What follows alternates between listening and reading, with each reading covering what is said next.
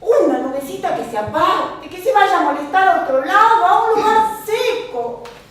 Toda la arena mirando hacia arriba en el desierto, diciendo una nube, una nube. No, todas juntas, aquí negras, apretadas, tirando agua. ¡Uy, esta lluvia es mi ruina! Me condena a la muerte, me degüellan, es una hecatombe.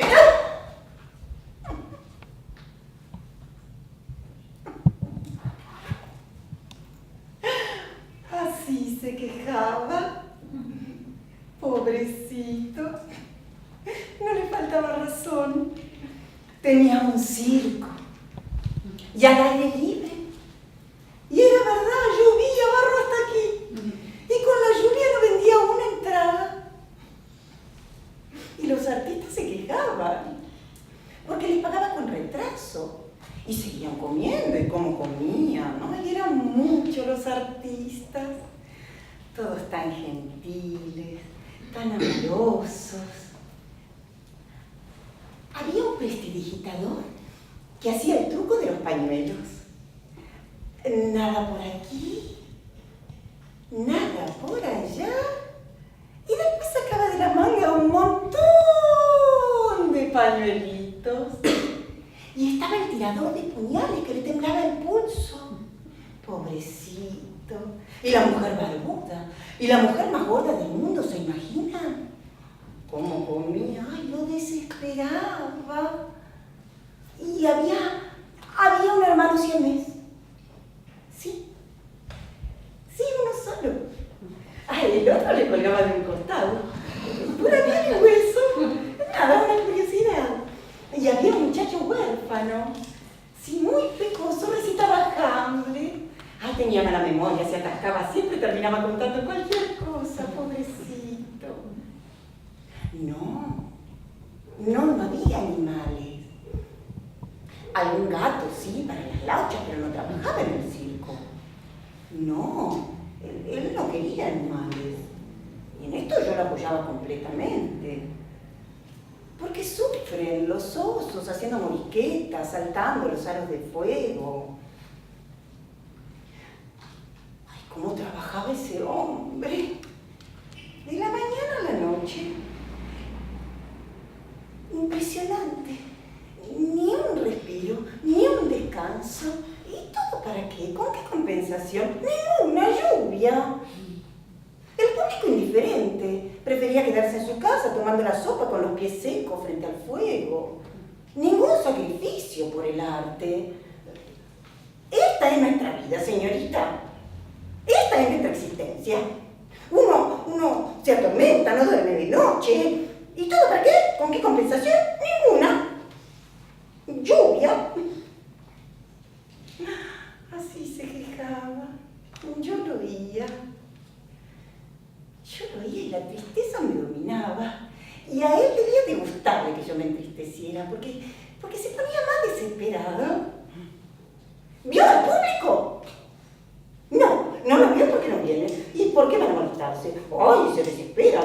Si el barro les ensucia las botas y los humedece la lluvia. ¿Qué lluvia? ¿Qué lluvia?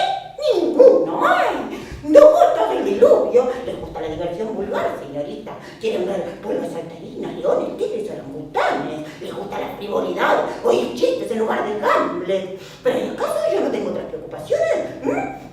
No tengo que darles de comer. ¿Y ustedes cómo comen? ¡Ay! ¿Por qué no he contratado al hombre más flaco del mundo en lugar de la mujer más gorda? ¡Ah! Pero ¿y acaso no tengo preocupaciones mayores como impedir que la mujer barbuda se afecte cuando quiero ser como las demás? O llamar al médico cuando el tirador de puñales le tiembla el pulso y perfora la partenera. Y tenía razón. Y bueno, se reía. Y no podía dejar de reír. ¡Que se inunde todo! ¡Que me lleve la lluvia! ¡Que no conozca la dicha en esta vida ni en ninguna otra! ¡Que me lleve la lluvia después de tanto sacrificio!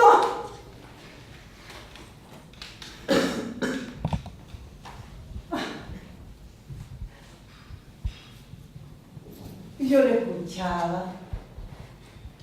y no le podía decir nada. ¿Qué le iba a decir?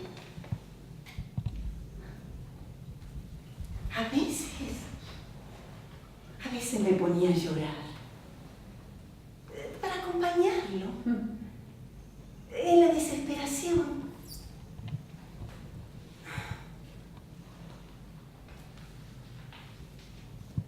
Me enamoré.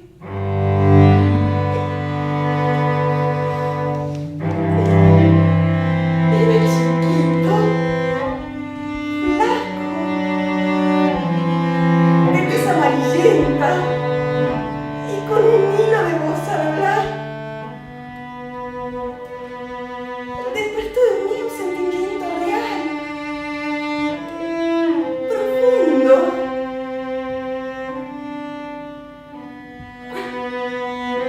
Yo no podía estar sin querer a alguien. Sin querer a alguien el mundo me parecía un desierto. Yo siempre estaba ocupada queriendo. Primero fue a papá que sufría de asma. Y después a una tía que vivía en el medio del campo. ¡Ay! Me embarraba hasta la cabeza cuando iba a visitarla. Y antes, en el colegio, a mi profesor de francés. Y la gente me amaba, todos me decían mi querida, mi querida. Me casé con mi pobrecito Iván.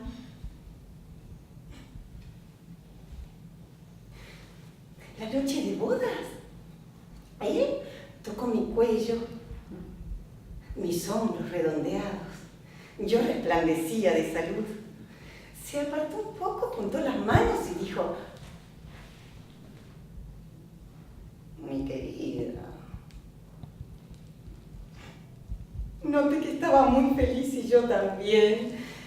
Pero la noche de bodas llovió y él no pudo dejar de estar desesperado. Se ve que la felicidad no era su fuerte. Comprensible, con esa lluvia. Yo era muy dichosa con mi Iván y su circo. Él conmigo conoció la felicidad. O por lo menos lo más cercano a la felicidad. Porque por breves momentos él se olvidaba de la lluvia. O de las amenazas de lluvia. Y me decía: mi querida. Me di cuenta de que había nacido para el circo, de que estaba destinada al circo, ay, con las mejillas rojas por el ajetreo. Y yo me ocupaba de todo. Atendía a los artistas, atendía la boletería, apuntaba los gastos. ¡Ay, el circo! El circo, que es emoción, que es arte. Porque a veces en el teatro los actores no siempre son buenos, siempre tienen que soportarlos en silencio. En cambio, en el circo, no, en el circo uno puede cambiarse de lugar, puede moverse, intercambiar opiniones. ¡Ay, la mujer barbuda! ¡Ay, cuántos pañuelos tiene prestidigitador! ¡Ay! Y cuando se encendían las luces de la pista y aparecía mi Iván, todo vestido de levita, con entorchados en los hombros y en el pecho. Un Dios para anunciar los números. Y después entraba la banda y sonaban los platillos y después aparecía ella toda vestida de negro, la que subía las escaleras y las bajaba, iba para un costado y se iba para el otro y todo sobre una pelota de este tamaño y parecía siempre a punto de caerse, pero no se caía.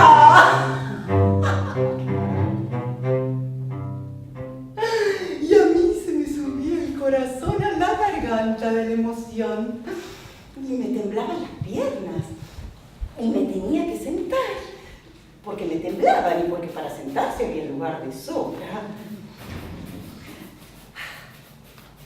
Y yo no podía entender cómo la gente no se daba cuenta de lo que se perdía aburriéndose en su casa. Todas las mañanas yo salía a la calle y hablaba con los transeúntes. Y les hablaba del circo. Todos me decían, ¡ay, mi querida! ¡Mi querida! Pero de venir al circo ni pensarlo, venían 2 o 3 cuando no llovía. Empecé a odiar al público. Mi madre lo odiaba y yo también. No podíamos entender cómo la gente se negaba al arte que los elevaría. Iván y yo sufríamos. No podíamos comprenderlo. Sin embargo, Iván y yo le escatimábamos esfuerzos. Yo asistía a todas las funciones. Intervenía en los ensayos. Le sostenía el brazo al tirador de puñales para que no le temblara tanto. ¡Ay! Llegó a una cima. Y cuando el diario del pueblo nos criticaba, me ponía con una furia enorme. Y yo iba a la redacción a pedir explicaciones. ¡Uy! Mi presencia era como un huracán, un terremoto, todos temblaban. Yo, hecho mortiera, con una furia enorme, trataba de convencerlos. Alegaba que con el corazón cerrado no se podía ver. Estaban ciegos, lo habían visto bien. El muchacho mantenía la grandeza de Hamlet. ¿Qué destacar terminar hablando de bueyes y de vacas? No había prestigio como el nuestro.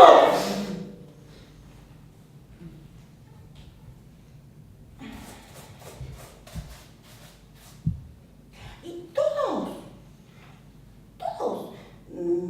me miraban y me decían,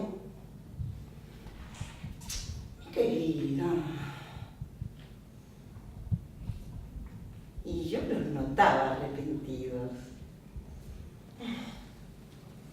Y los artistas me amaban. Todos me llamaban mi querida, mi Iván y yo. Yo le cosía la ropa, lo conformaba, los alentaba. ¡Ay, cómo le dio la barba!, le decía la mujer barbuda. Pero qué puntería, le decía el tirador de puñales. Una palabra a uno, una palabra al otro. Y todos resplandecían de contentos. Confiaban tanto en mí que a espaldas de Iván me pedían adelantos. Más que adelantos, porque ellos prometían devolvérmelo, pero casi nunca lo hacían. Se emborrachaban, se compraban algún abrigo. Y cuando Iván, con tanto sacrificio, les pagaba, ellos...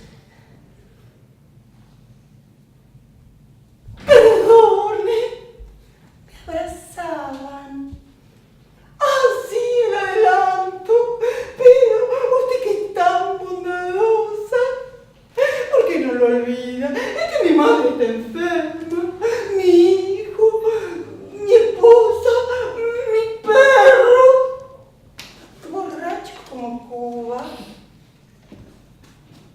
Perdone, mi querida.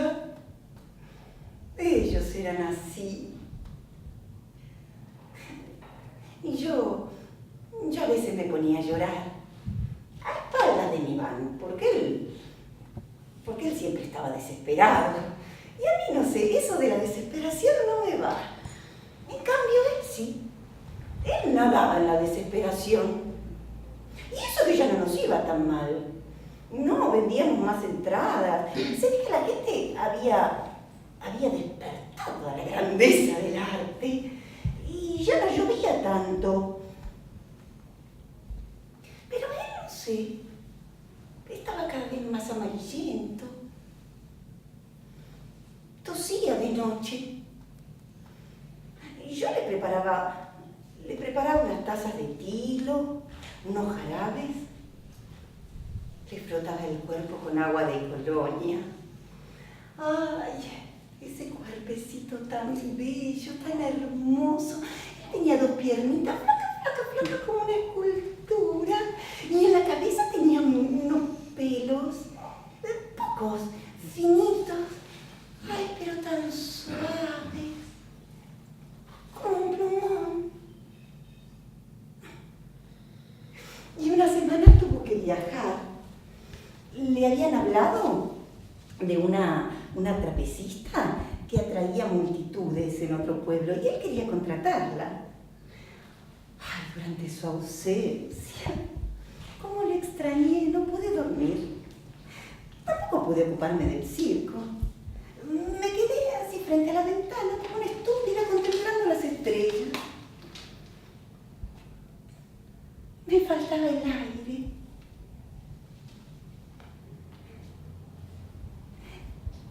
Estaba desorientada, como las gallinas en el gallinero cuando les falta el gallo.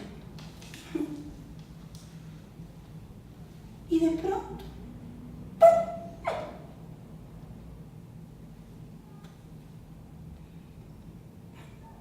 la desgracia. Recibí un telegrama. Yo ya había recibido otros. Pero con este no sé, sentí como si la sangre se me retirara de las venas. Lo abrí y lo leí lentamente. Iván Kurine, fallecido súbitamente. Esperamos instrucciones. Condolencias. Raro, ¿no? Parecía una broma, pero no lo era. Era un error de la telegrafista. Tenía debilidad por la G. Comprendí rápidamente. Mi Iván y yo había muerto. Mi Iván querido, él, tan noble, tan bello. ¿Cómo sufrí? Le decía,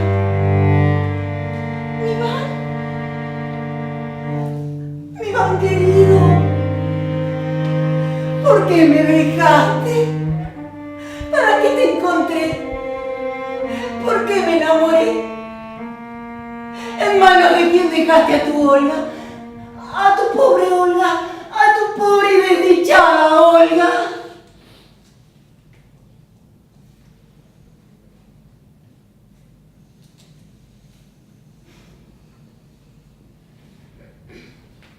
Los vecinos venían a consolarme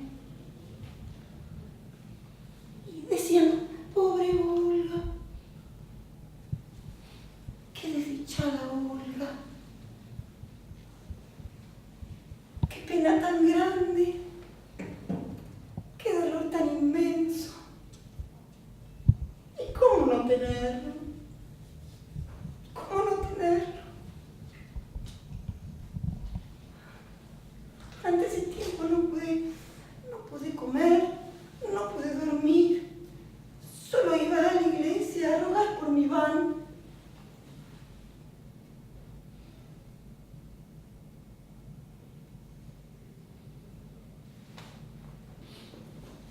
¿Por qué yo recuerdo estas cosas ahora? Estas tristezas.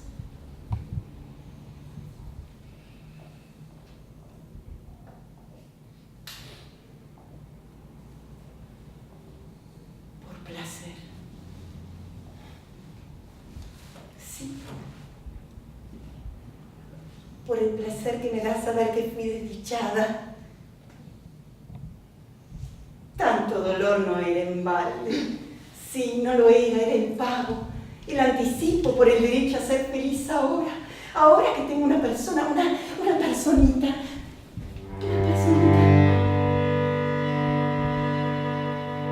Toda para mí. Mía.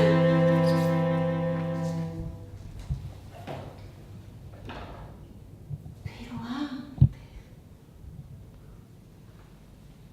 ¿cómo sufrí con la muerte de mi Iván? Pasó un mes, otro, vino el verano, no me di cuenta.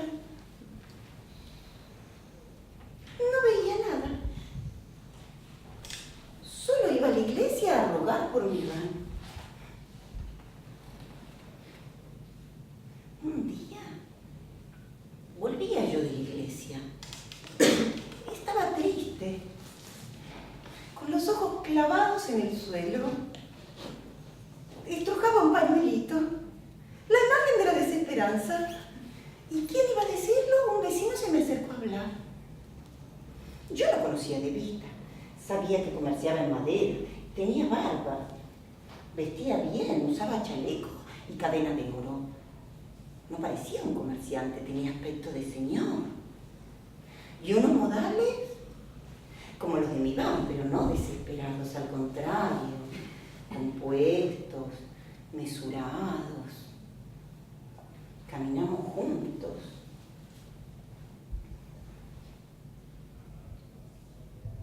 Y cuando comenzó a hablar, qué tono de voz, grave, compasivo. Nada que ver con mi Iván, que hablaba a borbotones, con una voz finita, casi ahogándose y poniéndome el alma en un hilo. Este señor no. Respiró profundamente antes de hablar. Y dijo: tranquilícese, mi querida señora. Todo llega a su tiempo. Cuando muere alguien, es por voluntad de Dios.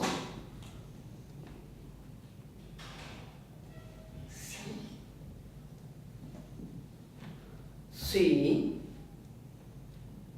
debemos aceptar su voluntad y soportar el golpe con resignación. Él nos está probando. ¿Prueba? ¿Cómo no me di cuenta antes?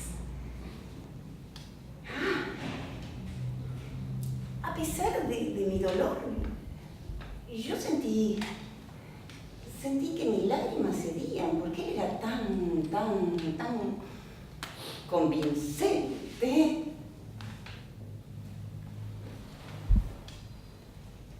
Créame, mi querida señora. Y me acompañó hasta mi casa. Entre frase y frase dejaba un silencio. Y todas eran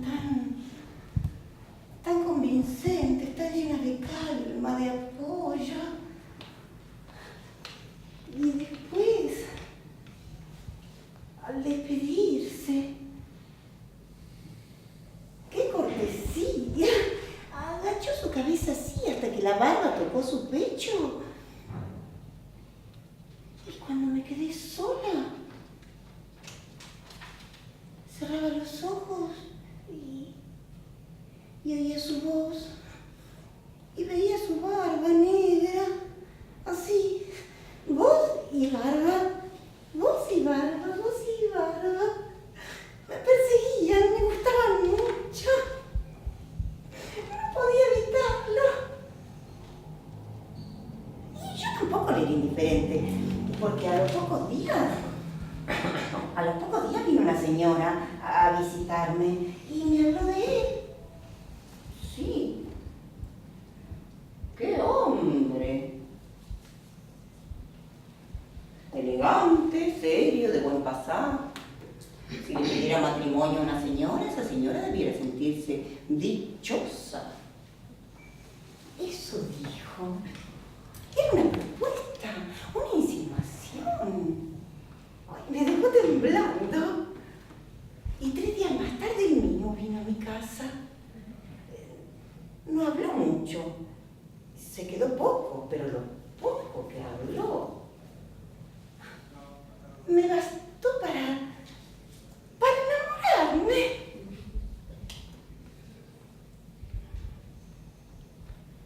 Tranquilícese, mi querida señora. Dios la ayudará.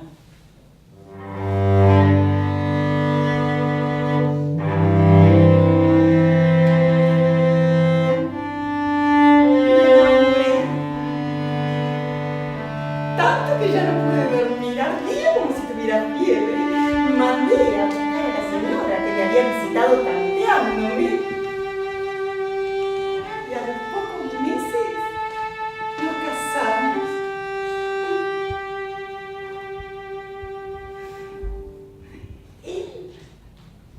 atendía el negocio por las mañanas. Sí, y después del almuerzo atendía sus otros asuntos. Yo lo atendía por las tardes, despachaba la mercadería, atendía a los clientes. Ahora el precio de la madera aumenta en un 20% cada año. Le explicaba yo a los clientes. Antes nosotros vendíamos la madera de nuestro bosque, pero ahora Basile está obligada a buscarla al sur. ¡Y el precio del transporte! Les explicaba yo con escalofrío. ¡El precio del transporte! Sentía que siempre me había ocupado del negocio de la madera, que había algo de familiar, de conmovedor, en palabras como poste, viga, tablón, durmiente, estaca. Es impresionante cómo se usa la madera. Uno puede pasarse de todo, pero no de la madera. Nosotros todo usábamos de madera, hasta la vajilla, platos, vasos, fuentes, a prueba de golpes, no se rompen. ¡Qué sonido! Firme, musical. Me encantaba. Y cuando le decía así, ¡ay, la madera! Es tan noble, es tan pura. Respiraba profundamente y me decía, por suerte, cuando Dios nos llame a su reino, iremos rodeados de madera. Siempre el pensamiento exacto, la palabra justa. Y enseguida me veía a mí misma en una caja de roble o de nogal, perfumada, protegida del viento y de la lluvia. Y por las noches, cuando yo soñaba con una montaña enorme de postes y de vigas y una fila interminable de carros transportando madera con postes de 10 metros de alto por 20 centímetros de ancho que marchaban como un ejército de soldados. ¡Pum, pum, pum, pum, pum! Y entraban en un negocio y caían con un ruido a madera seca y volvían a pararse, volvían a caer, volvían a pararse y volvían a caer. Y yo gritaba y él me despertaba dulcemente y me decía, ¡Olga! ¡Estás soñando! ¿Qué te pasa? ¡Persignate! Y él mismo me hacía la señal de la cruz.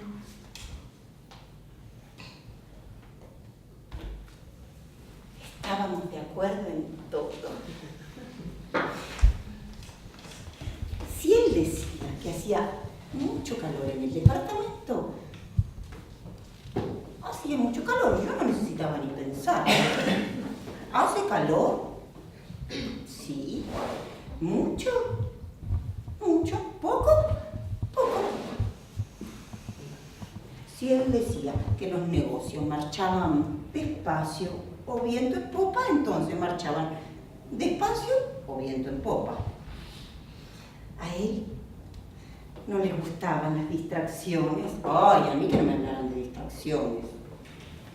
Y los domingos prefería quedarse en casa, y yo también lo prefería. No necesitábamos ni hablarlo. Estábamos de acuerdo en todo, una armonía absoluta. Y cuando los vecinos o los conocidos nos decían, ay, ustedes están siempre en la casa o en el negocio, ustedes deberían salir, deberían distraerse, deberían ir al teatro o al circo. Y yo no me ofendía. Les respondía así, les respondía con firmeza, con mesura. Basili y yo no tenemos tiempo para distracciones. ¿Ir al circo? ¿Para qué? ¿Para ver a la mujer barbuda? ¿Para ver al tirador de puñales? Basili y yo somos gente trabajadora. No tenemos tiempo para tonterías. No nos falta nada, gracias a a Dios. Ojalá Dios le dé a todos la oportunidad de vivir como Vasily y yo.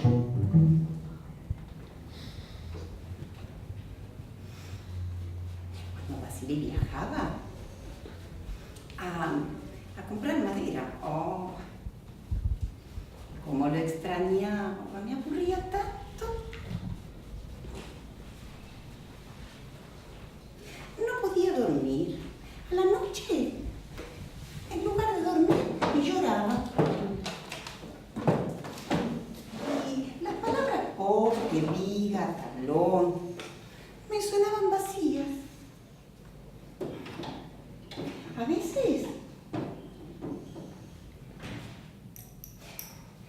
veces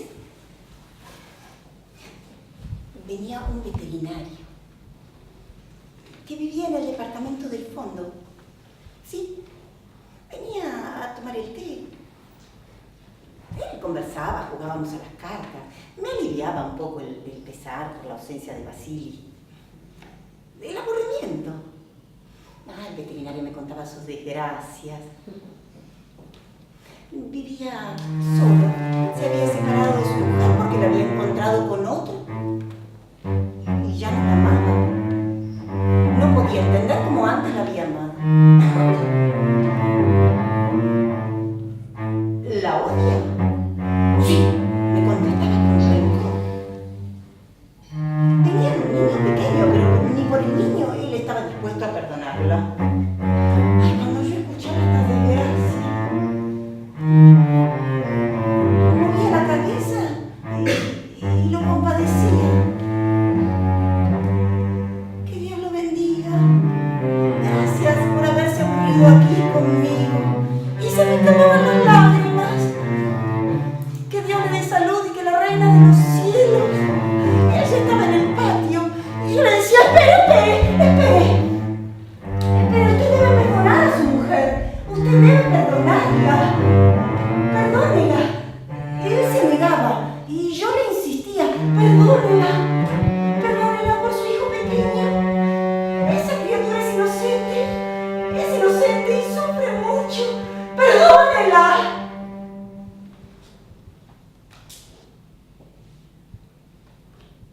Cuando Vasily volvía de su viaje, yo le contaba la desgracia del veterinario.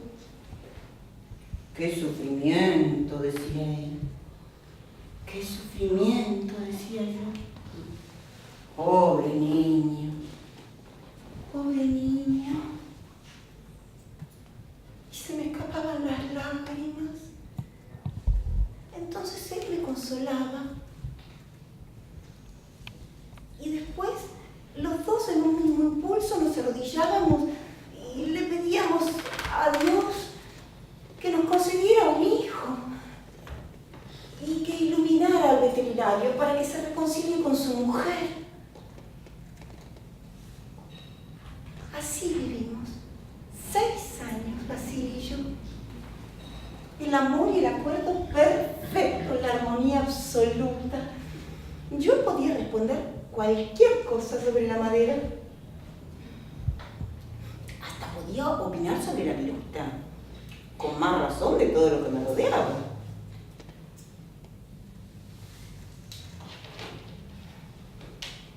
Pero un invierno, Vasily, que había bebido un té hirviente, salió sin abrigo a despachar madera. Tomó frío y pescó una pulmonía. Y otra vez me quedé sola. Huérfana absoluta. ¿Por qué me dejaste? ¿Por qué me abandonaste? ¿Para qué te encontré? ¿Por qué me enamoré? ¿En manos de quién dejaste a tu Olga? Tu pobre desdichada Olga. Tengan piedad de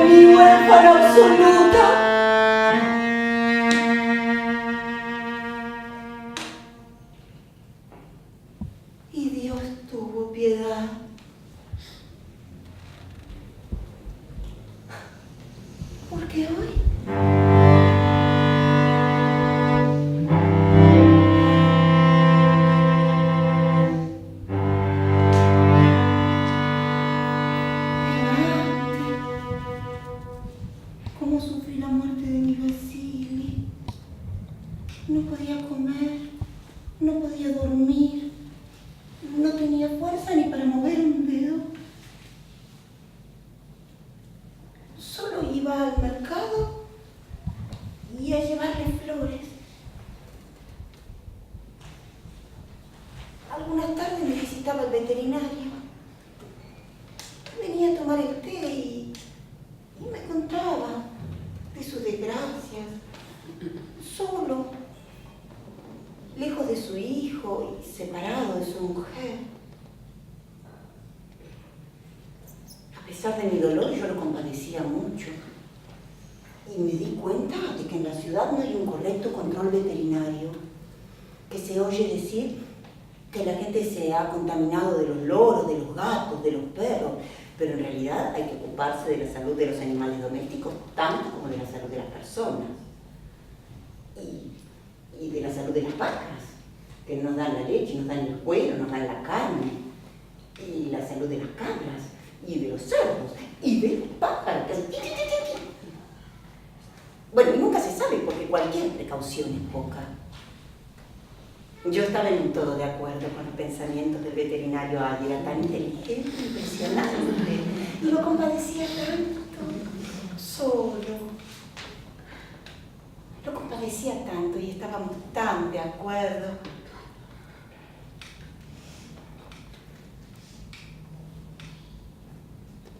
Bueno, no pudimos guardar el secreto. Bueno, yo no puedo guardar un secreto. Pero nadie pensó mal de mí por amar al veterinario. La gente me decía, ¡ay, Olga! ¡Ay, Olguita! Usted siempre queriendo a alguien, pero qué afortunada. Y lo era, porque amaba al veterinario, amaba a los animales, me preocupaba de la salud de todo ser que tuviera cuernos, alas, patas, hocico. Y cuando sus camaradas venían a la casa después de la cena, ay, a mí me gustaba mucho, mucho hablar de la tosa, del moquillo, de la falta que tienen los mataderos. A él no le gustaba mucho que yo opine sobre estos temas. Y cuando se iban sus amigos, hoy se ponía como loco y aullaba y me agarraba fuerte de los brazos. ¡Te recomendé callarte! Hablar de lo que no sabes. Cuando hablamos nosotros, los veterinarios, te callas la boca, ¿me entendés? ¿Por qué no dejas tranquilo a la tosa, al moquillo, a los mataderos? Es una vergüenza. Es una humillación.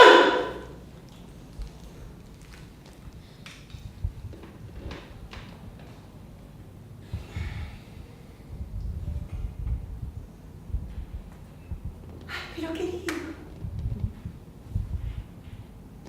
¿De qué voy a hablar? ¿De qué otra cosa voy a hablar si solo de esto sé? La salud de los animales es lo más importante en el mundo. Y lo estrechaba fuerte contra mi pecho, suplicándole que no se enojara. Éramos muy felices. Y con una vajilla melosa. Sí, porque la que teníamos con Basilea era muy ordinaria. Yo en esto estaba completamente de acuerdo con el pensamiento del veterinario. Para madera el ataúd. Y éramos felices, a pesar de sus broncas, porque yo opinara sobre la tosa y el moquillo. Pero la felicidad no duró. Lo trasladaron y otra vez me quedé sola. Huérfana. Huérfana absoluta.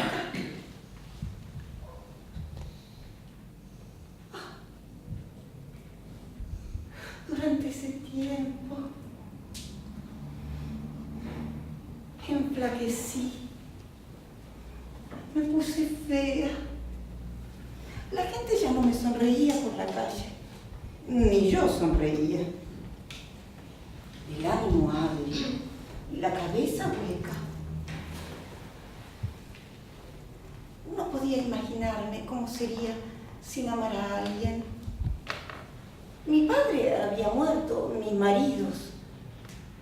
Bueno, del profesor de francés ya ni me acordaba.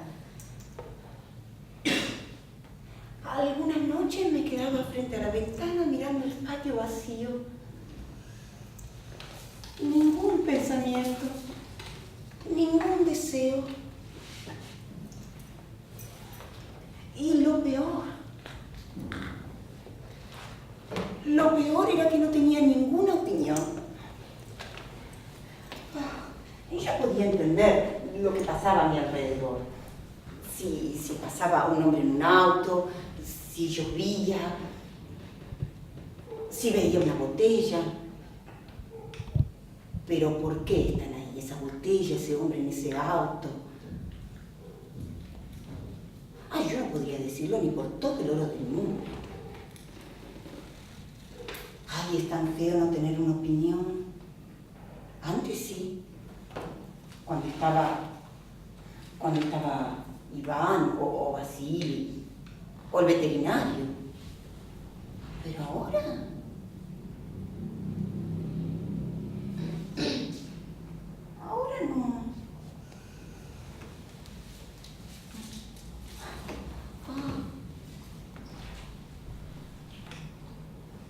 Me sentía vacía, como el patio. Era tan amargo, como si hubiera tragado veneno. A veces mi gata Risca se frotaba contra mí y ronroneaba.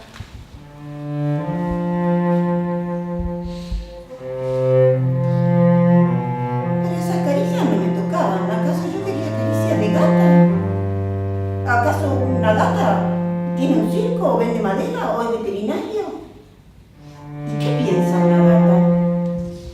¿Quién puede decirlo?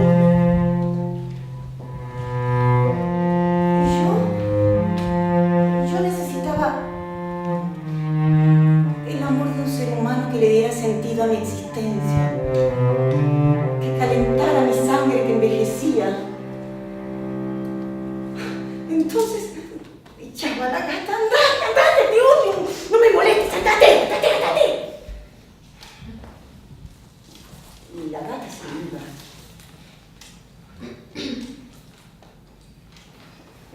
Algunas tardes en la primavera,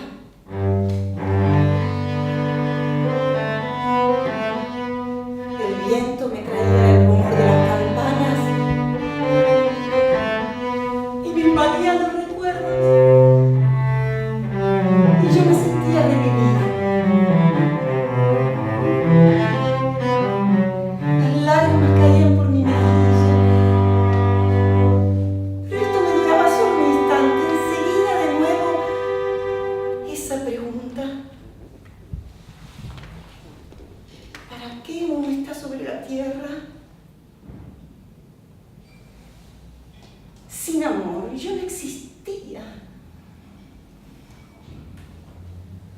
Así pasaron los años, uno tras otro, tétricos, aburridos, echando a la gata.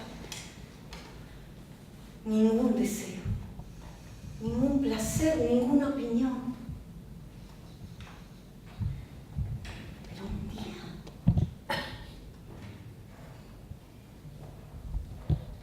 al atardecer, alguien golpeó mi puerta.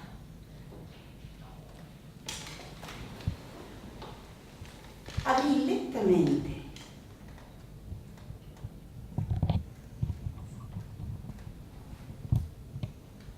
Y me quedé paralizada. Era Mirno, el veterinario.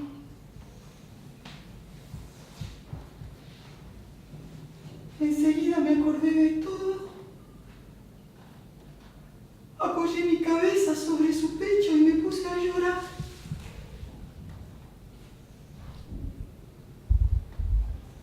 Y de pronto estábamos los dos sentados frente a la mesa tomando una taza de té, invadidos de alegría. Pero mi querido, ¿cuándo viniste? ¿Qué pasó? ¿Qué te trajo? ¡Qué alegría! Le dije, con lágrimas en los ojos. Me retiré. Quiero que mi hijo estudie acá en la ciudad, ha crecido. Y me reconcilié con mi mujer. ¡Ay, qué alegría!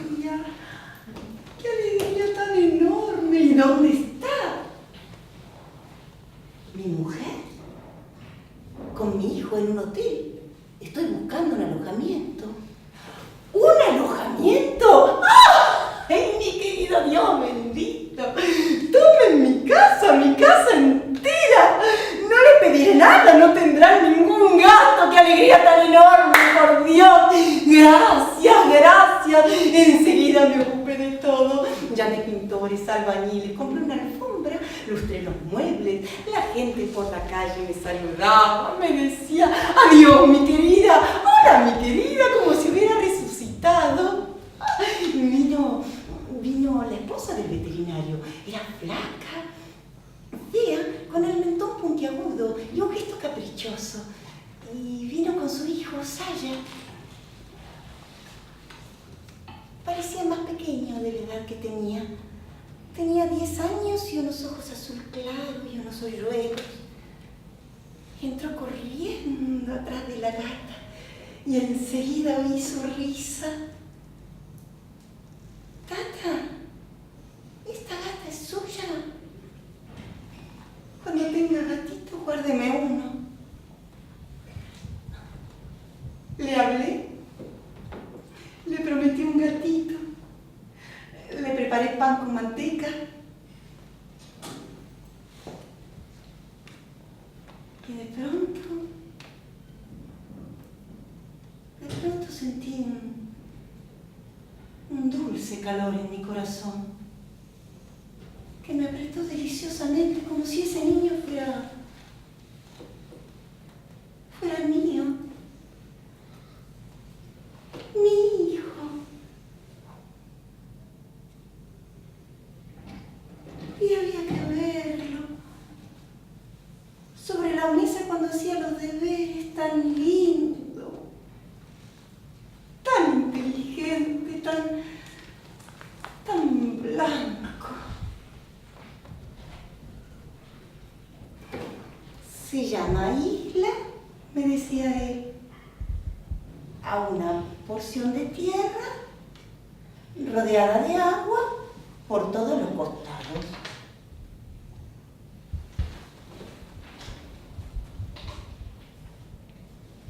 Se llama Isla, le decía yo, a una porción de tierra rodeada de agua por todos los costados.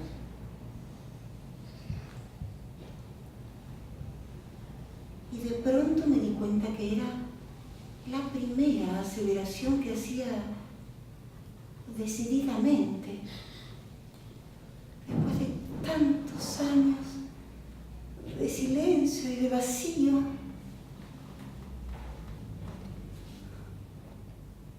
Por las noches hablaba con sus padres sobre la importancia de los estudios. Ahora se le concede excesiva importancia a las materias técnicas en lugar de las materias humanísticas. Sí, me decía el veterinario. La madre no me decía nada. Miraba de reojo y fruncía el ceño. Sí, le decía yo, y no me dejaba amedrentar por la mirada de reojo. Las materias humanísticas delinean el carácter. La madre no se animaba a contradecirme. No estaba a gusto. No amaba a nadie, ni siquiera a su hijo. Y cuando uno no ama a alguien, no le interesan los estudios. Un lunes, ella se fue a visitar a su hermana que vivía en un pueblo distante y no volvió. El veterinario inspeccionaba ganado y tampoco paraba mucho. Y cuando paraba, se iba al bar con sus amigos o pasaba las noches en el club. Yo tenía la sensación de que ese niño era una molestia, era una carga, de que se iba a morir de hambre. Y lo tomé a mi cargo, como quien extiende el ala y protege al pichón. Porque ¿qué iba a hacer ese niño sin nadie que lo quisiera? ¿Cómo iba a vivir? ¿Cómo iba a crecer? Y para mí, una oportunidad de amar.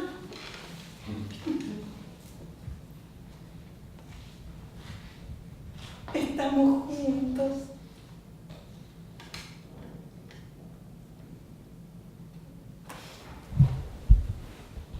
por las mañanas, cuando voy a despertarlo, me da una pena. Lo veo dormir con su brazo bajo la mejilla. Me da una pena despertarlo, que me parte el corazón. Saya, mi querido, es hora de levantarse. Vamos, hay que ir al colegio. Hace frío, me dice. Hoy sí, mucho frío, bebé. Quisiera traer el sol más ardiente y colocarlo sobre su cama. Él se levanta querido y se viste. Toma su desayuno. 2 tazas de leche y medio pan con manteca. Oh, me contesta malhumorado, gruñón, pero eso es porque tiene sueño. Es el niño más dulce que jamás he conocido.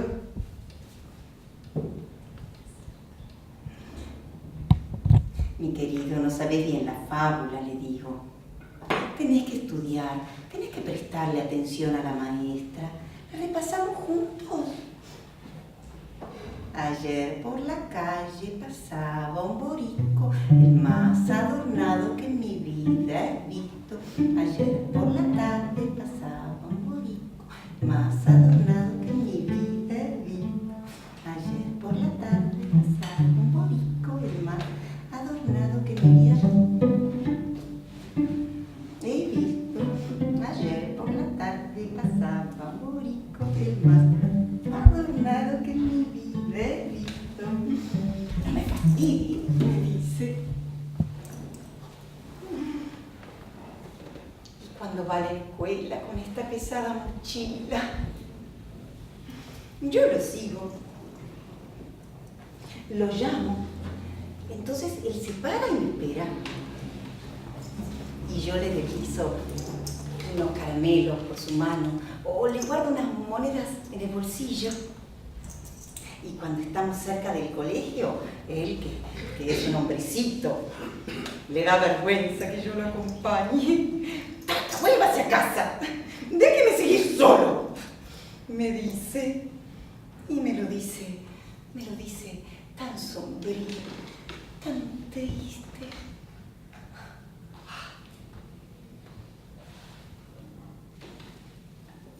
¿Cómo amo a ese niño? Es el amor más real, el más profundo que jamás he sentido por nadie. Amo sus ojos, amo sus hoyuelos, amo su mochila. Lo daría todo por él, con lágrimas dulces, con sonrisas. ¿Por qué?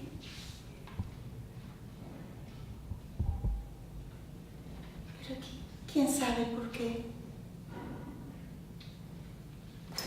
Cuando vuelvo del colegio, el amor aligera mis pasos.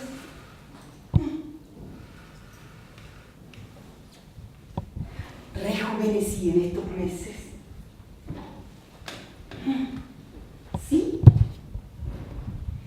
Lo percibo en mi rostro. Mi boca sonríe y mis ojos brillan. Y los demás también lo perciben. En la calle todos me saludan. Adiós, mi querida. Ay, mi querida, adiós. En el mercado hablo con todos. Ahora los estudios están muy difíciles. Yo sé por qué lo digo. Ayer, sin ir más lejos, en 7º grado, debían aprenderse una fábula de memoria, resolver un problema y una lección de geografía, con ríos, con ciudades. Y piensen un poco todo esto. No es más que un niño. Yo conozco el asunto. Yo lo ayudo a Saya a estudiar. Reviso sus cuentas. y repito las fábulas. Y por la noche, cuando se queda dormido, después de las comidas, sobre la mesa yo lo despierto y lo llevo hasta su cuarto. Y al rato, cuando me acuesto yo, me duermo pensando en el porvenir. Estaremos siempre juntos. Saya será abogado o ingeniero y comprará una casa grande y un coche y se casará y tendrá hijos. Me duermo pensando en esto y es tanta mi felicidad. Es tanta mi felicidad que por mis ojos cerrados caen lágrimas. Y mi gata Brica sube a mi cama y ronronea.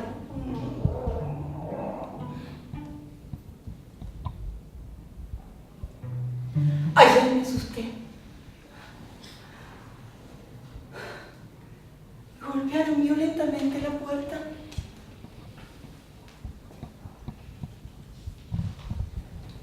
Se me paró el corazón. Se me paró la respiración. Pasó un minuto y volvieron a golpear y pensé en la madre de Saya. Me manda un telegrama, quiere llevárselo. El miedo me heló los pies, tomó las piernas, los brazos, me heló la cabeza. Pasó un minuto.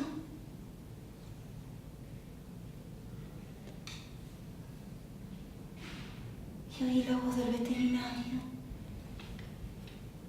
Volvía de uno de sus viajes. Se había olvidado las llaves. Debía estar muy cansado porque pasó directamente a su cuarto sin saludar. Gracias, Dios. Gracias. Bendecido sea tu nombre. Gracias, Dios. Qué alegría enorme. El peso que llevaba desapareció y otra vez me sentí ligera. Y pensé en el porvenir de Saya.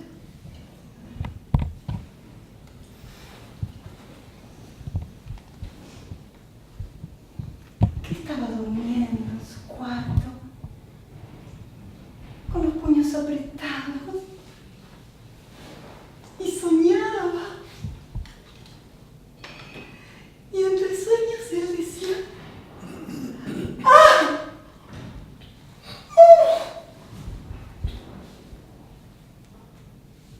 ¡Andate!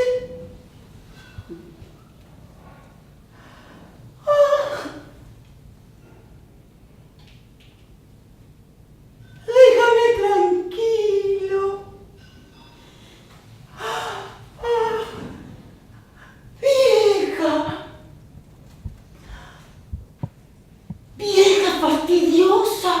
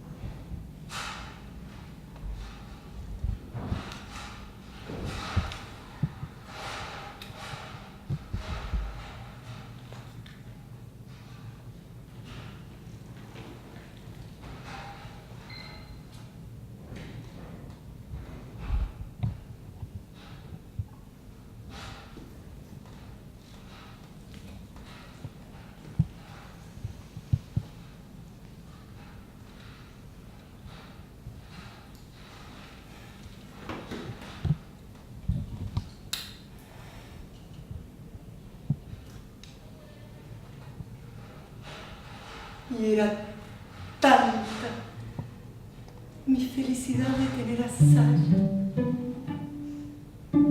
de vivir para Saya.